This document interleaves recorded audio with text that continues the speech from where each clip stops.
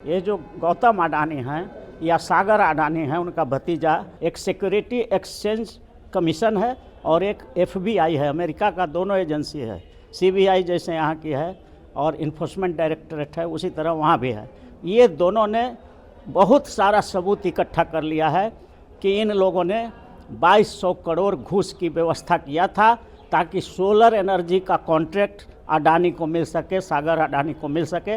इसके लिए उन लोगों ने इतना बड़ा राशि का अरेंजमेंट किया था, इसका सबूत मिल गया है। तो ऐसी परिस्थिति में अब इनको मुश्किल बढ़ सकती है, गौतम अडानी को और सागर अडानी को। तो बचने का कोई चांस नहीं है अगर सबूत पे। नहीं, लेकिन विपक्षी दल कह रहे हैं कि जो अडानी हैं वो मोदी जी के करीब हैं, प्रधानमंत्री के, तो मोदी जी बचा लेंगे उनको। नहीं, देखिए, कानून का शिकंजा से अगर बचने का व्यवस्था होता तो बहुत बड़े बड़े नेता, इंटरनेशनल लीडर्स और देश के नेता फंसते हैं तो कहाँ बच पाते हैं। इसलिए कानून में जज क्या चाहता है वो होता है। गौतम अडानी के खिलाफ अमेरिका की कोर्ट ने गिरफ्तारी का वारंट जारी किया है। उनपे धोखाधड़ी का और रिश्वत देने का आरोप है। सौर ऊर्जा का जो कॉन्ट्रैक्ट लेने के लिए गौतम अडानी ने 2200 करोड़ रुपए का घूस दिया था।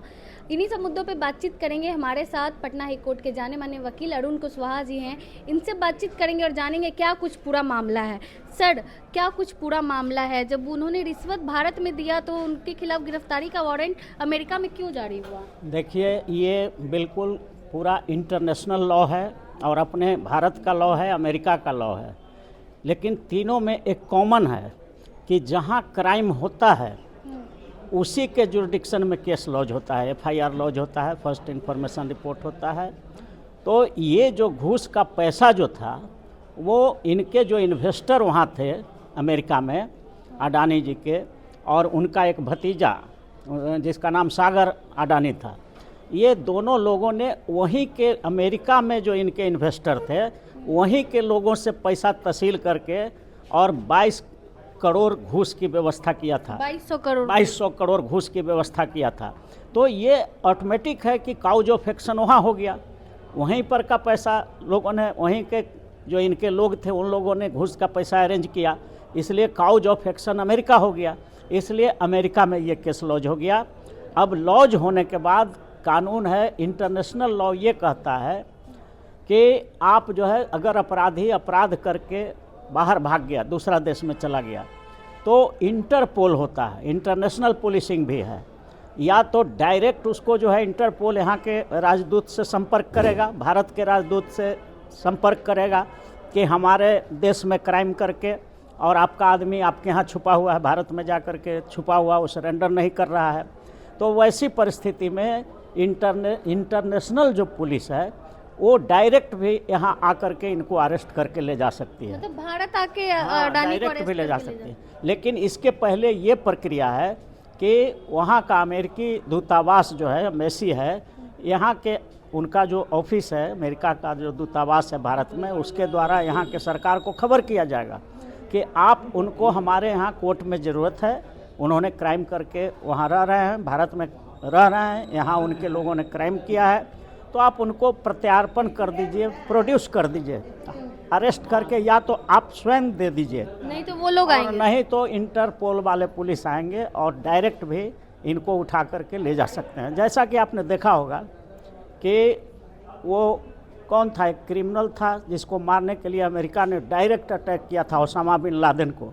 वो जहाँ ठहरा हुआ था उसको बार बार कहा गया था, पाकिस्तान को या जहाँ इजराइल या जहाँ भी वो ठहरा हुआ था, उसको रिक्वेस्ट किया गया था कि आप प्रत्यार्पण कर दीजिए, लेकिन वहाँ की पुलिस ने प्रत्यार्पण नहीं किया, तो डायरेक्ट अमेरिका ने उसके ठिकाना पर हमला करके और उसको मरवाया। तो ये कानून है, इंटरनेशनल लॉ है कि अगर जिस देश में अपराधी छुपा हुआ है उस देश की सरकार अगर सुपुर्द कर देती है तब तो ठीक है, और अगर नहीं करती है तो डायरेक्ट भी इंटरनेशनल लॉ में है कि आप उस अपराधी को यहाँ से पकड़ करके ले जा सकते हैं और वहाँ आप अपने कोर्ट में प्रोड्यूस कर सकते हैं। लेकिन यहाँ पर जो अभी जो चल रहा है वो केस अभी लॉज हुआ है, आरोप लॉज हुआ है, लेकिन वहाँ की जो पुलिस है वो उसका नाम होता है FBI और सिक्योरिटी एक्सचेंज कमीशन होता है, 2 एजेंसी है जो जांच कर रही थी। कि कौन कौन लोग जो है पैसा का अरेंजमेंट किया है। घूस देने के 2200 करोड़ तो बहुत बड़ा अमाउंट न हो जाता है। तो 2200 करोड़ रुपया का कलेक्शन किन लोगों ने किया है, तो उसका जांच कर रही थी वहाँ के 2 एजेंसी, जिसमें एक है FBI के नाम से है और दूसरा है सिक्योरिटी एक्सचेंज कमीशन। इस दोनों ने जांच पड़ताल करके दोषी पा लिया है और रिपोर्ट जो है कोर्ट में, फेडरल कोर्ट में ये मामला चल रहा है। फेडरल कोर्ट है वहाँ का, उसमें ये मामला वहाँ चल रहा है और अपना जांच रिपोर्ट में सबको दोषी पाते हुए सबमिट कर दिया है, चार्जशीट, आरोप पत्र वहाँ दाखिल कर दिया है। अब जो है इन लोगों को, ये जो गौतम अडानी हैं या सागर अडानी हैं, उनका भतीजा, या और उसमें 8 लोगों को नामित किया गया है। तो 8 में भारत के ये दोनों महत्वपूर्ण हैं।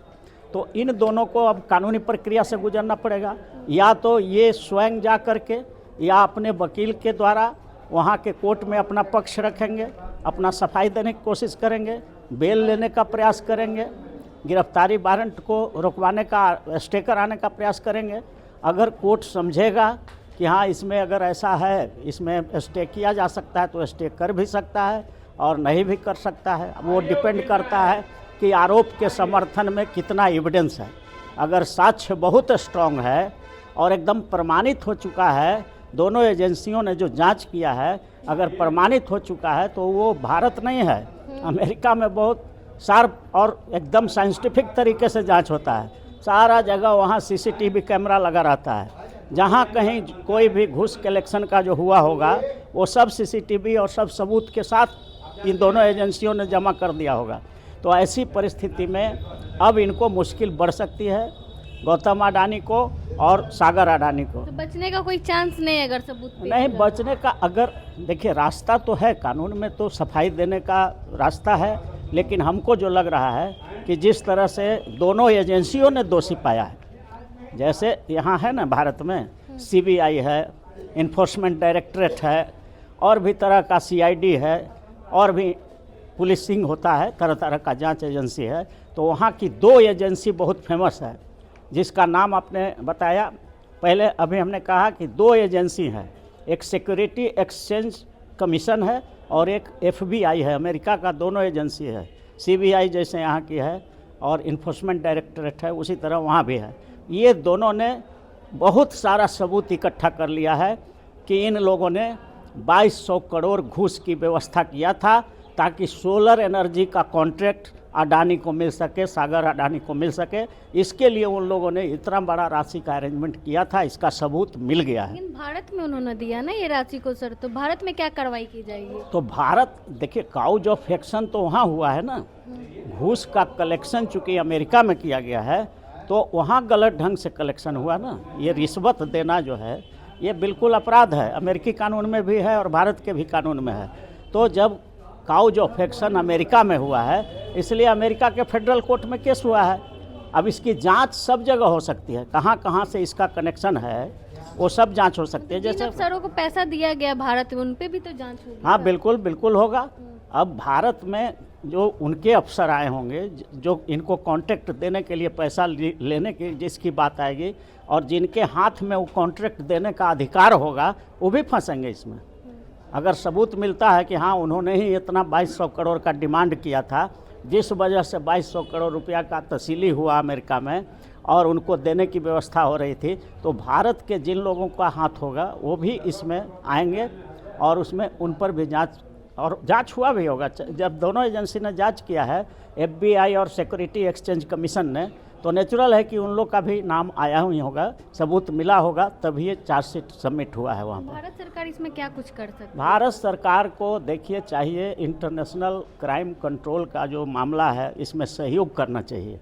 अगर न्यायपूर्ण बात भारत करता है, कहता है कि हम बुद्ध के धरती के हैं, राम और कृष्ण की धरती के हैं, तो न्याय का साथ देना चाहिए।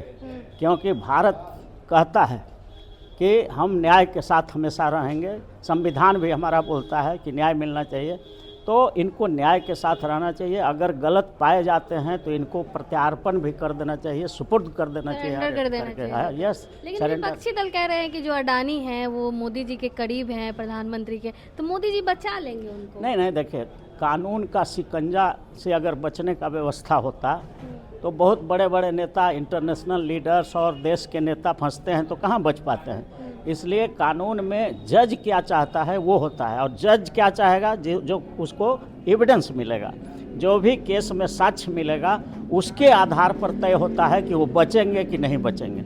और जब एजेंसियों ने जांच करके चार्जशीट सबमिट कर दिया है कि हाँ इनके खिलाफ सफिशिएंट एविडेंस है, काफ़ी सबूत है, काफ़ी साक्ष्य उपलब्ध है, तो हमको नहीं लगता है कि इसमें चांस बनेगा। वहाँ का न्यायाधीश फिर उसको देखेगा, वेरीफाई करेगा सारे सबूत को, और उस पर इन लोग अपना डिफेंस करेंगे, अपना बेल लेने का या अरेस्ट को स्टे कराने का वहाँ अपना वकील के थ्रू जाएंगे या खुद अपने जा कर के पैरवी करें, दोनों ऑप्शन है, और आगे की फिर कार्रवाई होगी। चलिए, बहुत बहुत धन्यवाद सर। गौतम अडानी की जो है मुश्किलें बढ़ सकती हैं। आपने सुना पटना हाई कोर्ट के वकील अरुण कुशवाहा जी ने क्या कुछ कहा अडानी मामले को लेकर।